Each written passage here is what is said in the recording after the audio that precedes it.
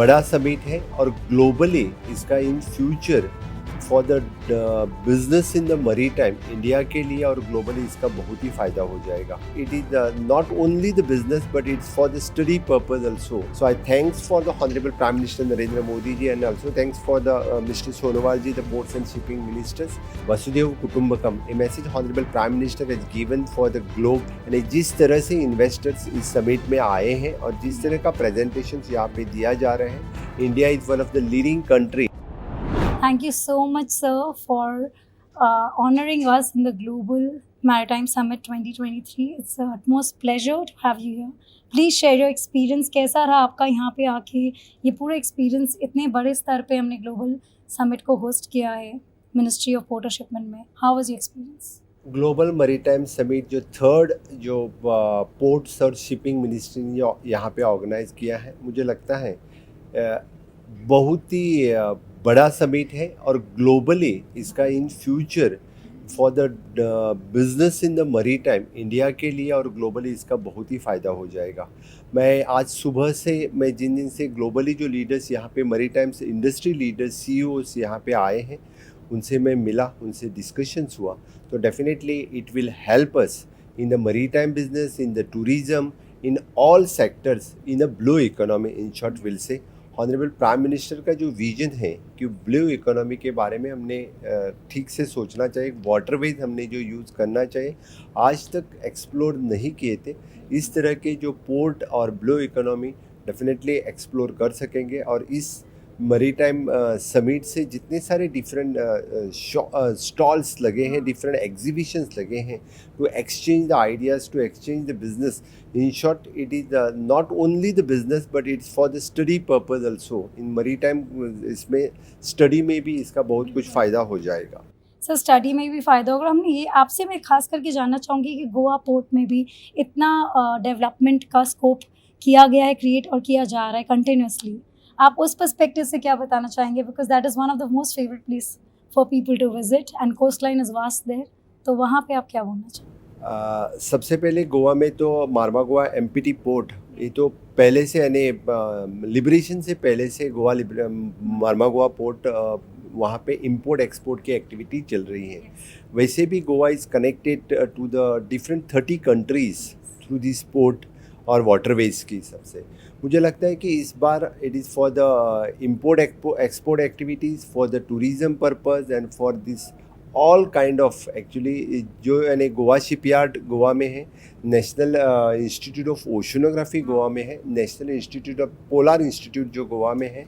इससे आगे भी जो कोई यानी रिसर्च और जो एक्सप्लोर करना चाहते हैं, इसके लिए भी ढेर सारा फ़ायदा उन लोगों को हो सकता है. तो डेफिनेटली मैंने आज के समिट में भी those are interested to explore the different things from the waterways, from the seas, उनको इनवाइट किया है. और हमेशा के लिए द गवर्नमेंट ऑफ इंडिया के हेल्प से यानी मारमागोवा पोर्ट का एक्सपांशन हो रहा है, खास करके टूरिज़्म एक्टिविटी के लिए. So I thanks for the honourable prime minister Narendra Modi ji and also thanks for the mister Sonowal ji, the ports and shipping ministers. And he is giving wide expansion and scope for the Mormugao port in the tourism sector.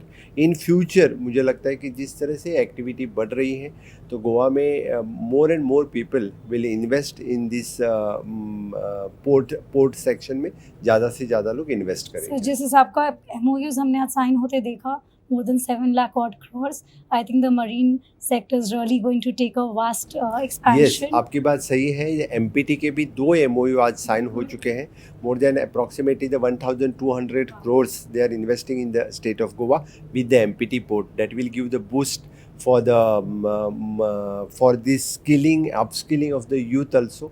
I think there is more and more job opportunities also creating in this sector that will more help for the Goan youth. I can see the happiness because you're being one of the youngest chief minister in the country. I think it's a privilege the way you encourage that and especially आप skill को बहुत encourage करते हैं. But एक सवाल eco-friendly approach को लेके, we all are heading towards that and marine space eco-friendly space के लिए एक better mode है for transport, for cargo movement. तो इसको लेके how much challenging it will be आगे जाके for the country? Definitely it आपने जो more? बात कही है कि डेवलपमेंट के बारे में हमें सस्टेनेबल डेवलपमेंट की बात करनी हमेशा के लिए हम सोचते हैं और सस्टेनेबल डेवलपमेंट के बारे में ही आगे बढ़ रहे हैं। इफ इधर रिन्यूएबल एनर्जी हो या चाहे वो ग्रीन हाइड्रोजन हो, इसकी बात अभी हम जो कर रहे हैं, that's the waterways are the safest and cleanest way से हम यूज़ कर सकते हैं। इसीलिए तो मुझे लगता है कि इस सेक्टर में जो डेवलपमेंट हो रही है, आगे होके सस्टेनेबल डेवलपमेंट के लिए उसका स्कोप ज़्यादा रहेगा। सर, एक आखिरी सवाल, इस समिट के द्वारा आपको लगता है कि इस बार हमने ग्लोबली एक मैसेज दे दिया है? G20 ने तो दिया ही था, अब ग्लोबल मैरीटाइम समिट ने इन्वेस्टर्स को बहुत अपील किया है। What is that is working for getting this kind of pull in the country? आपको क्या लगता है, क्या मैजिक है ये?